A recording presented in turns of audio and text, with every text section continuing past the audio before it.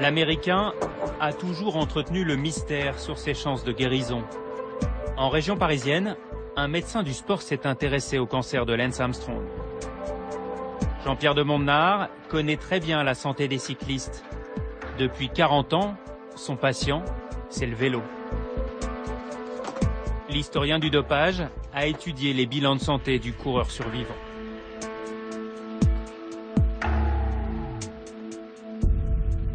Il a eu un cancer, personne ne souhaite avoir un cancer des testicules avec des métastases. Mais il faut relativiser les choses. Le cancer des testicules, c'est le seul cancer quasiment à 100% curable. Donc il a joué un peu sur cet aspect de maladie. En fait, ça a été un formidable booster d'image. Une image qu'il va exploiter jusqu'au bout. Le phénix qui renaît de ses cendres. Son cancer devient un fonds de commerce.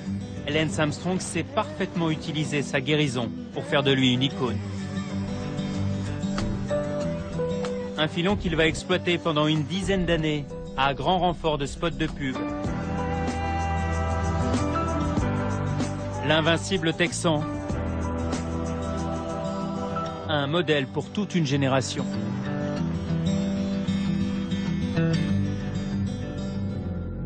Pour parachever son œuvre, le miraculé va même monter une fondation de lutte contre le cancer.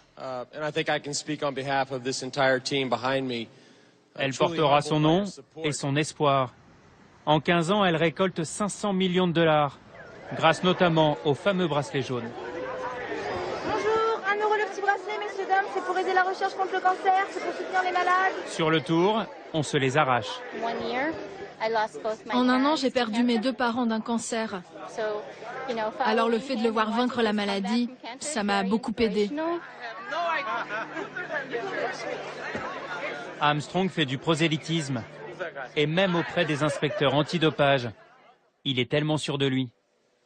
Son cancer lui sert presque de carte de visite. Moi, c'est mon premier contrôle sur le Tour de France. Il me demande, dans la conversation, peut-être au bout de 5-10 minutes, si j'ai quelqu'un de mon entourage qui est affecté par la maladie. Alors, je lui réponds que ma mère, effectivement, est en train de lutter contre un cancer. Et d'emblée, donc, il amplifie la connaissance sur ce type de cancer. Il me fait part de ses bracelets Livestrong, qu'il a pu déjà en vendre 50 millions à $1 pièce. Donc, il vous offre un bracelet? Il m'en offre 20 et il me les offre en disant voilà, vous en offrirez un à votre mère.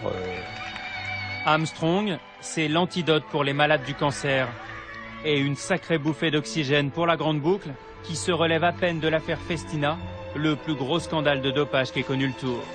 1998, l'image est désastreuse. Des soigneurs emprisonnés, des cyclistes en larmes et des coureurs en grève. Un an plus tard, Armstrong, le ressuscité, a particulièrement bien choisi son moment pour prendre le départ du Tour. Il apparaît alors comme le sauveur. Et il y a ce bonhomme qui arrive, qui a vaincu le cancer, qui a une histoire extraordinaire à l'américaine, les enfants, la jolie femme, le sourire, qui vient pour le Tour du renouveau. Et qui gagne le Tour, et ça arrange bien tout le monde, puisque le public se remet à rêver, les organisateurs du Tour disent c'est le Tour du renouveau, et nous, commentateurs, et nous, journalistes, les 1200 journalistes qui suivent le Tour, se disent finalement c'est une autre époque qui commence. On est déjà cocu, on le saura plus tard. Festina n'était rien. Le train bleu US Postal et la locomotive Armstrong vont repousser les limites du possible. Les 9 facteurs à vélo vont survoler le Tour de France.